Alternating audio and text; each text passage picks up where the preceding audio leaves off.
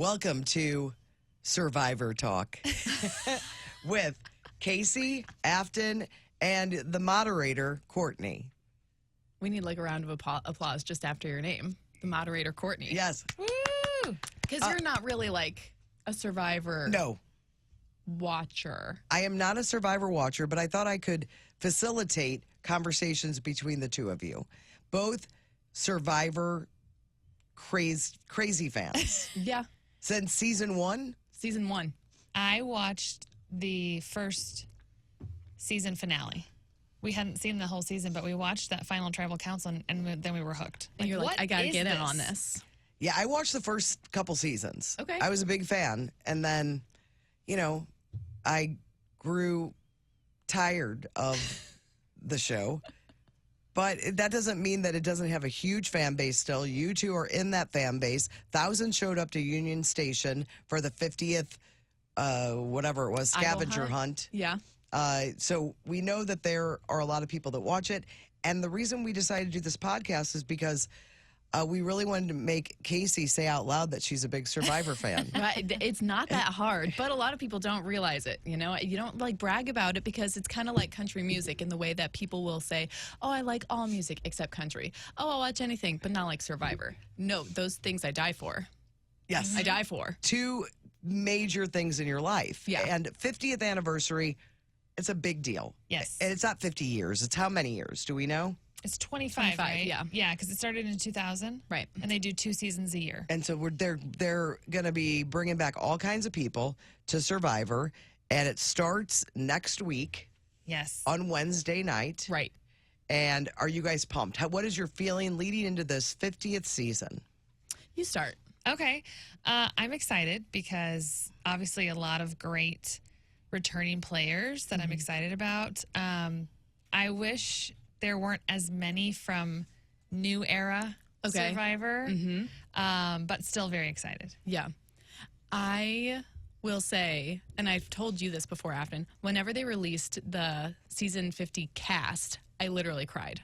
I was like, oh my God, something just came over me. And I think it's because also, like, my husband had never watched Survivor before, but it's always been such a big part of my life that now he saw it and he's excited about it. And he doesn't even know who half these people are, but he's just, like, in for it. And it's a nostalgia thing, probably, and it's a nostalgia thing. It reminds me of being, like, at my childhood home with my mom watching it. And so I'm really excited. Have you ever gone to the Survivor shop and bought anything?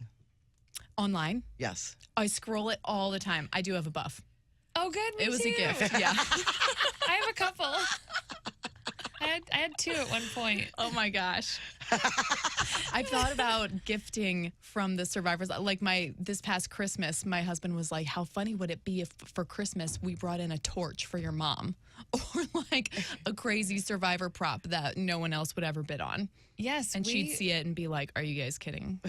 We got one year, I got my whole family. So my parents, my sister and her husband, my brother and his wife, me and Ryan, all buffs. And do they match? Yeah, they're all from the same season. Did you used to get together with everyone to watch it weekly? We did. Until especially when we were, growing up, because I think it started in 2000. So I was in high school. So my brother and sister were younger, and we'd watch it. We famously we recorded one. We weren't home during a finale one time, the season where Vesepia won. I don't remember that name, but okay. And I think that's how you say her name. And the tape cut off right before they announced who the winner was. And there's no streaming service. There's no you way. can't go back and just watch look it. it up. No. We had to wait until it was on the news the next morning to find out who had won. Oh my gosh. We screamed. Like, Yeah, I'm sure. That's a Yeah. big moment. Yeah. I will tell you, just to offer my own Survivor fandom to this conversation, I went to a Survivor finale party. Did you? I did. My friend had an apartment over in Brentwood, and we all gathered there, and she had it all decorated and mugs. It was a big deal. That's What cute. was it for the first one? It was a phenomenon. So yes, it was the first one. That's cool. Maybe it was the second. That's what I was going to ask. So You know what? It might have been the second season. That makes sense. I was obviously really young whenever it started coming out, and we watched it at my house. But growing up, I'm realizing how many people loved it in the very early days, and it felt like everybody watched it. Whereas now it doesn't. It maybe sort of seems a little more dorky to now, tell people that you watch it. But it feels like everybody did at one time. Everybody was watching it. There weren't as many options. The streaming services didn't exist. Honestly was very similar to American Idol's first few seasons. Yeah. Like everyone was watching the same thing. And I miss those days of everyone watching the same thing. But the first year, we did do a live broadcast either the day of or the next day at some like go-kart place when I was at the Big KY. Really? Oh, wow. Yeah. Is that because it was a CBS station? No, it had nothing to do with that. We just invited people to do different challenges with us. Oh, that's funny. That's so fun. It was all these different games you could play. So it was a big deal. We did have a friend, our baby turned 1 this year, and we had a friend suggest to us, you guys should have a Soul Survivor, like his first birthday, and just a Survivor party where everyone comes and plays like Survivor games out in the yard and stuff. If it wasn't January, we probably would have done it. 'Cause Yes. I think that would be a blast. Oh my gosh, yeah. So let's talk about, I just want to get what your feelings are leading into season 57.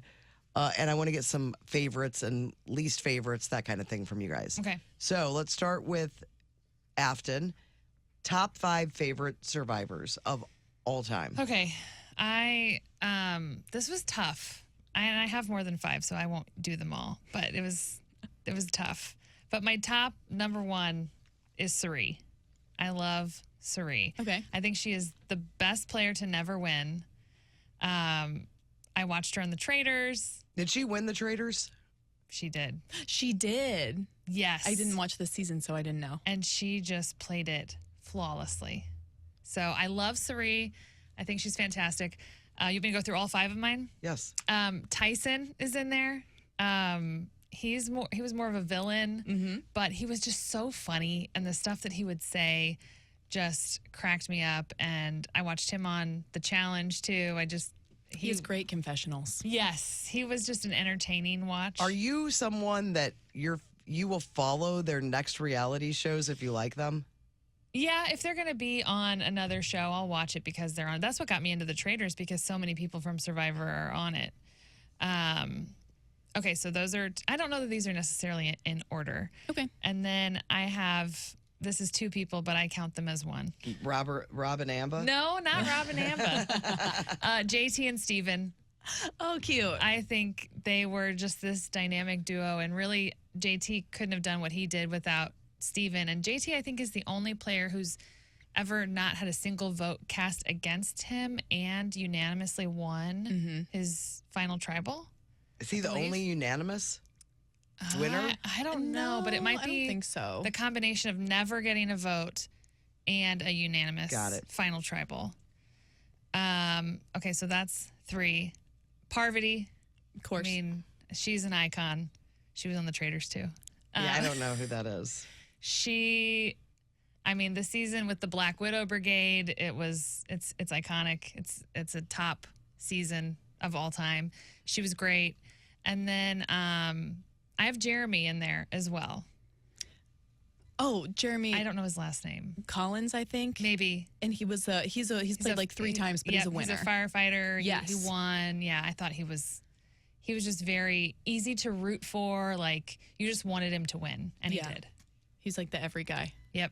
And so it sounds like neither of your lists, Afton's list did not cross your list. A little bit here and there. So I obviously had to save a spot for Parv because she's just like on the Survivor Mount Rushmore. She's on it for pretty much everybody. Even though she doesn't like it, like she doesn't like to talk about it. And she says she'll never play again.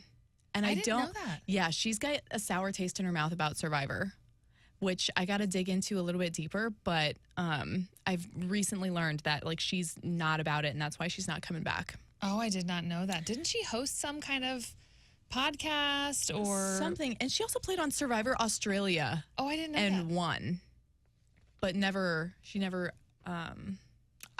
I don't know. Yeah. Anyway, okay. I also had Suri on my list because she's just so smooth talking, and she never does anything noteworthy, but she can talk herself to the end every single time. Every show she's ever been on, she'll talk her way all the way to the end, even though she's not like doing the most. She's good with her people skills. It's impressive. Which is, I think, totally why she won Traders, even though I didn't watch that.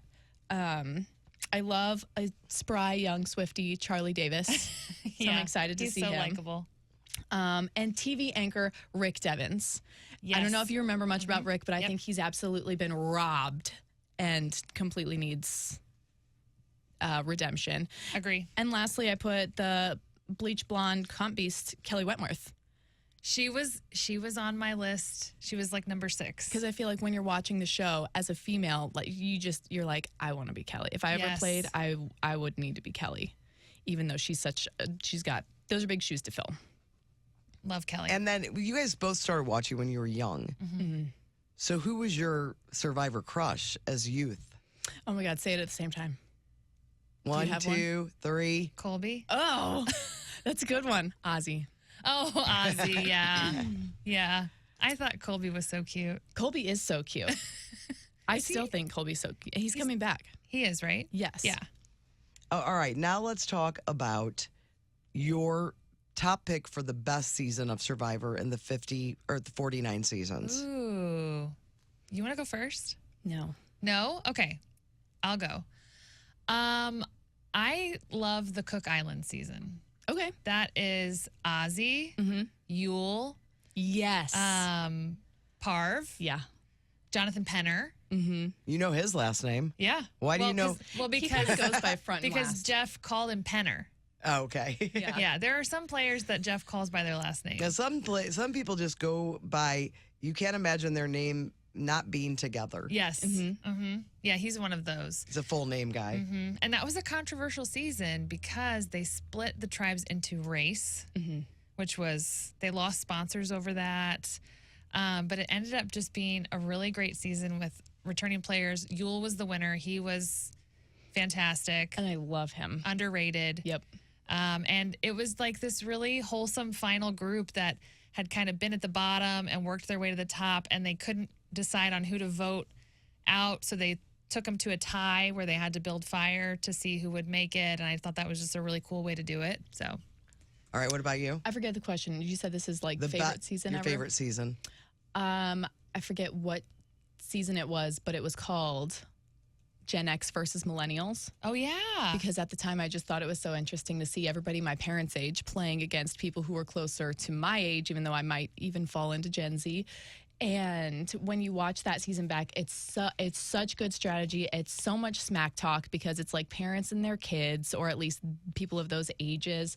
There's a lot of advantages played in that. That's like Michaela and Jay, and there were a lot of controversial moments in that season. If you remember, somebody was outed for being trans for the very first time. Yes. So I forgot that was that season. Yeah, and the winner, Adam, who was a millennial at the time, had like an incredible story about how he came out to the island even though his mom was battling cancer, and she survived only long enough for him to come home and tell her that he won the game, and then she passed right after. Oh my gosh. Yeah, He was very likable too. it felt like a very well-rounded season.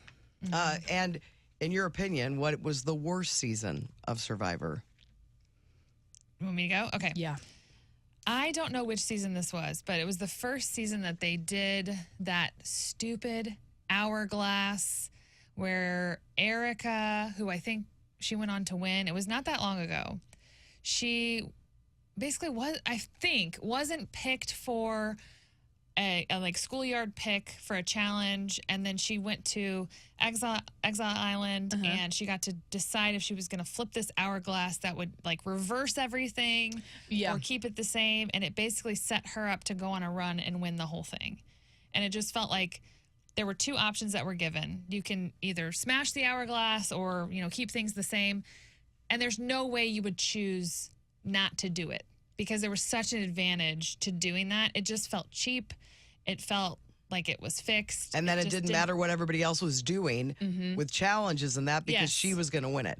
Yes. Yeah, because she had already thrown it off. And they never did it again? I think they maybe did it one more time. Yeah, I think it was still, they tried it again. And so I kind of have a similar answer, not the same season. I chose season 39 because that was Island of the Idols.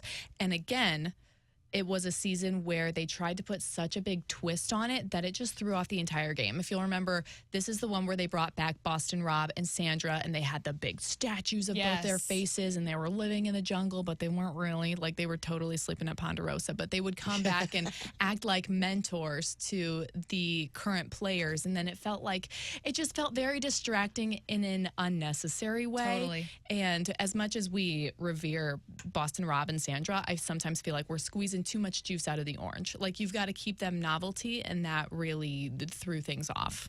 Totally agree. And who do you think is the dumbest player? Well, it has to be Eric. It has to be Eric, a.k.a. the dumbest Survivor player of all time. Yeah, the ice cream scooper. The ice cream scooper with the hair. So you don't know, so we'll fill you in. But this was that season we're talking about with Parvati and the Black Widow Brigade. They got down to, I think there were 5 women. It included Sari, Amanda, Parvati, Amanda, and Natalie. And was there one more girl? Maybe I don't Alexis. know. Yes. And Or Eric Eliza. won the immunity challenge. So he had the immunity necklace. He could not be voted out. Well, you always have the option to give up your necklace. And Jeff always kind of asks, like, unless you want to give it to somebody else, no one has ever done it. Well, they convinced him that to show his loyalty, To give it to one of them? Give it to one of them, and they voted him out. Yeah. So the first time anybody had ever done, I think it was the first time it had ever happened. He gets voted out. He's like a 22-year-old guy, and with these 5 women around him, and they are playing him like a fiddle. Nobody actually believes he's going to play this at Tribal Council, but when he does, you see it on all their faces, and the jury's face. They're laughing out loud because they know what's about to happen. Yes. And this poor kid just looks like an idiot in front of the whole Oh country. my God, poor thing. Women. Women. We're so mean. I mean, they were all so pretty. We and learned at a flirting young with them age and- because, the girls can be the meanest to each other. They can be, but you got to get it done if you're on Survivor. Yeah, that's the way it is. Right. And you learn that. I think the first season, we didn't know what to expect because it was the first time that there was a show like this. Right. And when people were ruthless, we were all aghast because how are these people so terribly mean? And that's just how you have to play the game. Yep. Yeah. Who, in your opinion, do you think was the best at the challenges out of all of the contestants? Was just smart and great at the challenges that they had to do. I feel like Ozzy was. Yeah, I would put Ozzy in that category. And it's hard because I think every season there's one person who always kind of pulls ahead by the end. And you're like, no matter what it is, they're going to be the front runner or a front runner in the competitions.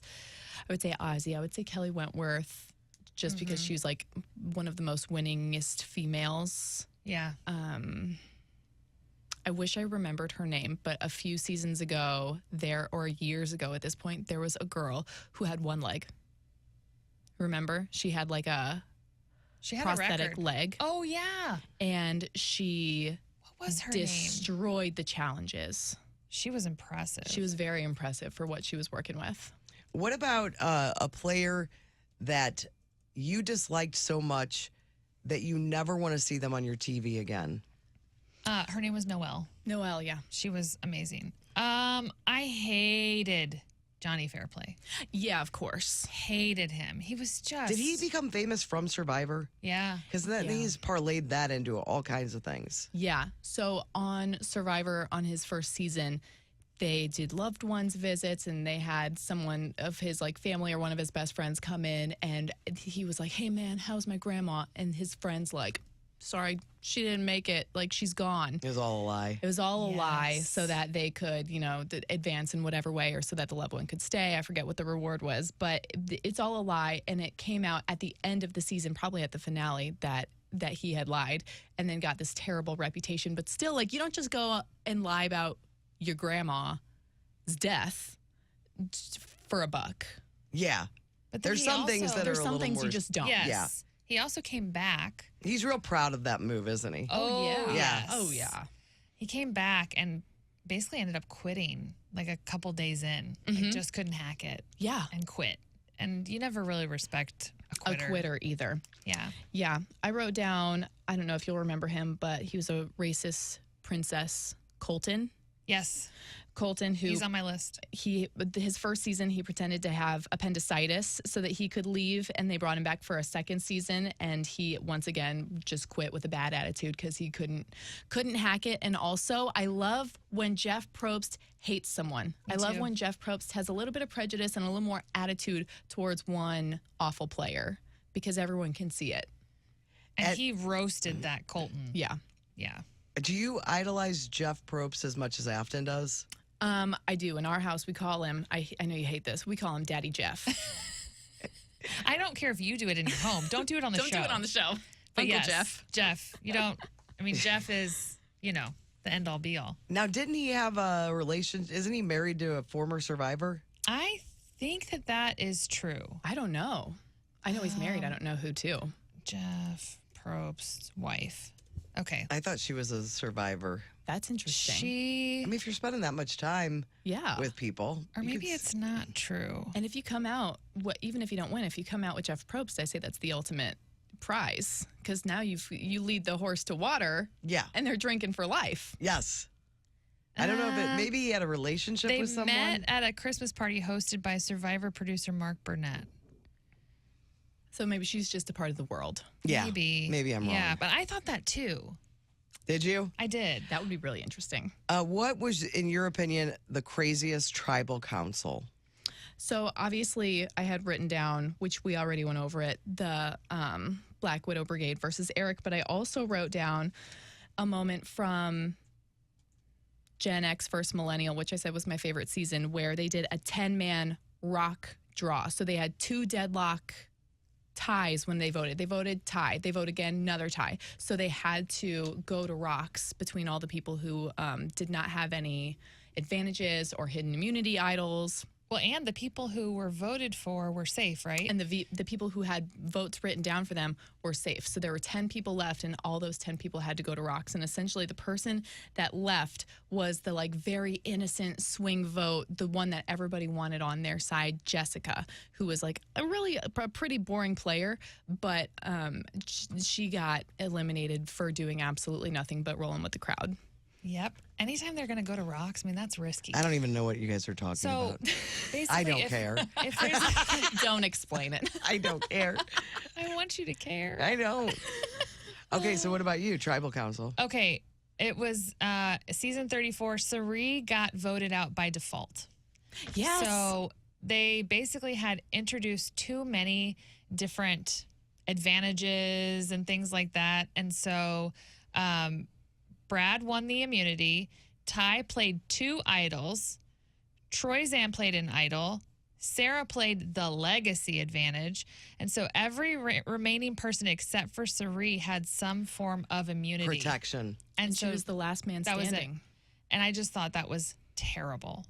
A terrible way to go out, and you could just see it on her face that her bag of tricks was empty, and she knew that there was nothing she could do but leave gracefully. And I think everyone felt for her. Yes, because it wasn't really, she didn't really get voted out. She was the only player who's ever been eliminated without any votes cast against her because there was nothing else they could do. All right, so in your house, we all have our own games we play.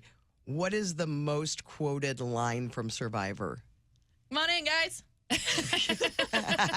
I'll say it if it's time for dinner, or if I need the baby to. Come on in, guys. Is that Probst? That's Probst. Uh-huh. Do you do the whole lead up to the tribal vote where you're like, once Yes. the votes are read, the decision is final. The person voted out will be asked to leave tribal council area immediately. I'll read the votes. We also still quote, there was this rant from Stacy in Survivor South Pacific. She goes on this rant against Coach, who she calls Benjamin. And she just goes off about how he's pulling all the strings. And she says something about Benjamin and all his Halloween jokes and Chucky the Cheese jokes. And we say that all the time. I don't know why, but we're always talking about. Because sometimes things just stick. Yes. Yeah, I'd say another thing that we say, if Jack and I are talking to each other and I'm like, hang on, let me get back to you on that, I'll say, Stay tuned for scenes from our next episode. I'll get back to you on that. Now, who is a player that if you were going to go out, first of all, have you ever thought about filling out a form to get on Survivor? I do it every season. You do? I do. I cannot believe they haven't picked you. Do you make a tape? Mm-hmm. I do it every year. How many years? I think my first year I did it was 2018, and I did it for Survivor and for Big Brother, and I got a call back for Big Brother, and I did a few rounds of auditions for Big Brother, or interviews for Big Brother. What? Wow. Mm-hmm. You were very close. And the ultimate reason why they didn't tell me, and they were very upfront about it, was that when I had made my tape, I was bleach blonde. And 6 months later, by the time that we were doing this interview process, my hair was dark chocolate brown. And they were like, we're going to be so honest. We needed a blonde girl. We don't have a blonde. Did you tell them I can bleach it right now? Well, I think that they probably had another girl waiting in the shadows, I guess. And they were like, we have her. She's here. She's fine. We're just going to go with her. And so I was heartbroken about it. But also it kind of put a little fire in me that oh, well, I got this far and I was barely even trying. I should keep doing it. How have you not gotten picked? Now I'm really glad I didn't. Because at the time I was 23 and Big Brother is a different beast than Survivor. Anything you say can really be used against you in the real world. And now thinking back on it, I think I maybe needed to live a little bit more life before going on something like national TV. But it gets me excited knowing that it's a possibility. And did you enter? Did you enter for this last season too? I did. Okay. Especially because of Savannah. Savannah is someone who I know in real life, and when I initially saw that she was going to be on season 49. Oh my gosh, I'm just peeing my pants because I'm like, I know this person. I've seen this person. She got there. We can. I sent her a message. I'm like, I'm mind blown that you're there. And in my gut, I was like, she's going to win. I know that she will.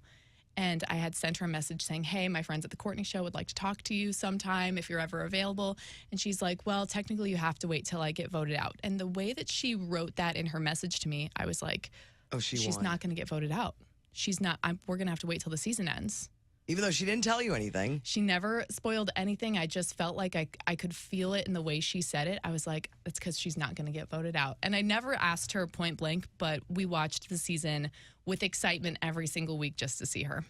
And she'll be back on season 50. Yeah. Mm-hmm. And Afton has never filled out an application. Really? I know. That surprises me. It's like every time I think I can, then I see those spiders and the rats, and I'm like, I can't do it. That's what's holding you back? Yeah, I think so. Well, if you say you did apply and they picked you, what player would you study their gameplay before you went on the show? I would say Rachel Lamont. So Rachel Lamont won season 47 just a few years ago, and she reminds me a lot of maybe myself, maybe because she's close to my age and it was because it was recent times, but she was somebody who was always on the bottom and had to dig her way out every single time. You started every episode with players saying, okay, this week we're going to get out Rachel. This week we got to target Rachel. And every single week she would either win an immunity, she would find an advantage, or she would talk her way out of it until she eventually won the game.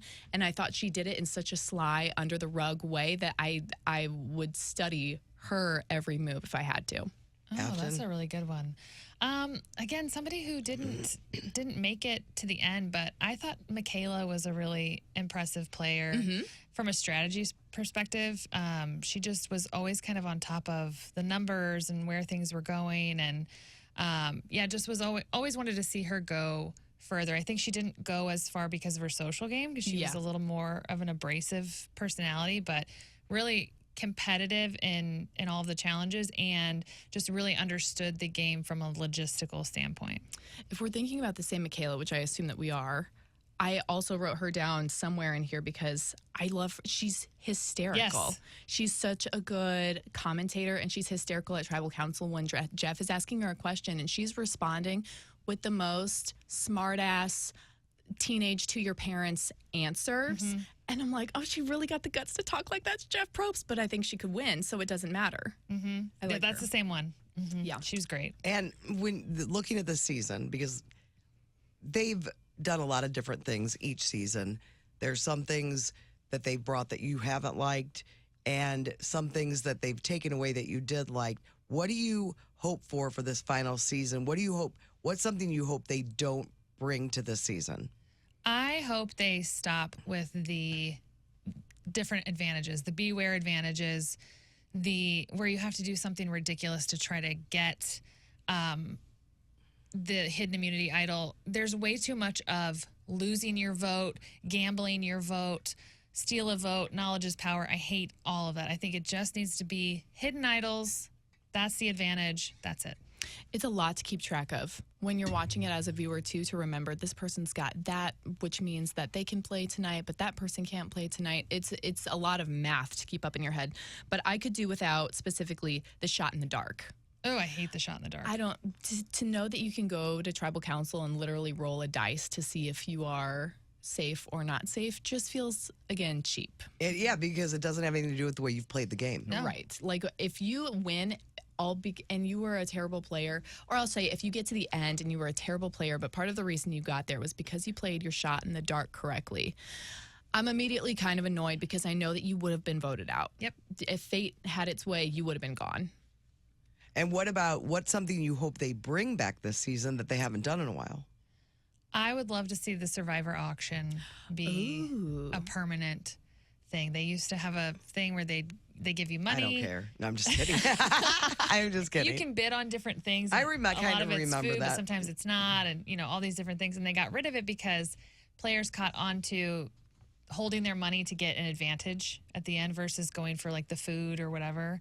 And so they kind of got rid of it. I would love to see it come back. What if they just got rid of an advantage with the money? I think they should. So they've done it over the past couple seasons, and instead of like paying for the advantage at the end, I think they like hide the advantage in someone's stuff. Oh, that's a good idea. But I have an issue with the auction. I would like to see the auction stay, but I want an old era auction. Yes. It seems like these days everyone's paying and getting margaritas and chicken tenders. Where are the bull testicles? Where are the eyeballs and the slugs when you put all your money down on something and you really, really hope there's a pizza inside, but instead it's two slugs looking at you and you're going to eat it anyway just because now everyone's...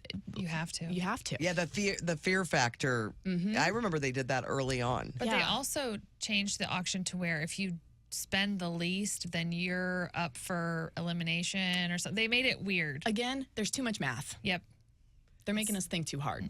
All right. I'm going to end with one more question for this very first ever Survivor chat. I don't even know what we're calling this. Looking at all the contestants that are playing this season, who is your money on to win it? Who? Okay, twofold. Who are you excited to see from all the? Because it's all stars, right?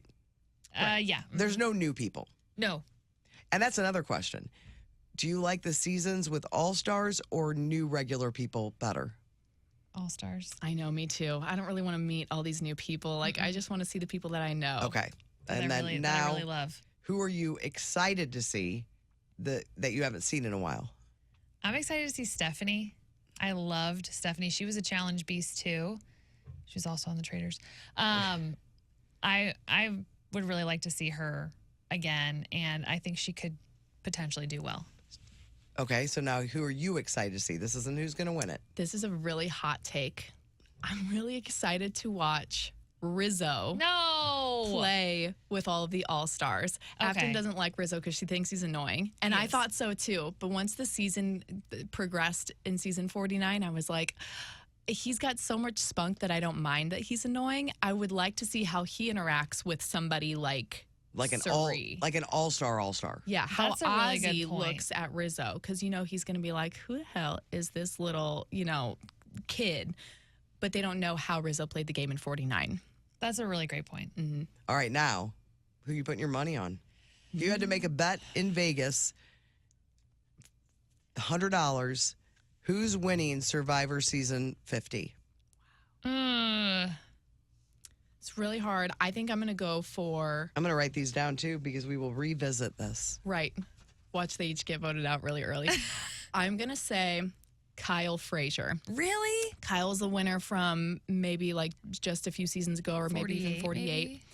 And I thought he and Camilla, who is, again, maybe that creates a big target that's too big for them, but because they're both going to be on season 50, but I think they played such a wonderful partnership in their season together. And he's such a glowing person that I think he could stand on his own and take his way to the end. And also he does great in competitions. Yeah, he's great. I'm going with your boy Rick Devens. I love Rick. How do you He know both deserves their it. names, full names? Well, Rick Devens He was another one of those that they always said his last name. he's a TV anchor in his real life. So I think he always introduced himself as Rick Devens. He was always doing like fake. Oh, yeah, reports, I love fake that. reports from there. Yeah. So you're picking Rick. I think Rick Devens. Yeah, I got like a good it. feeling he deserves a win. All right, well, we will reconvene to see what happened after the very first episode of Survivor 50. And one of you two next week will come up with a better name. Okay, Brilliant. deal.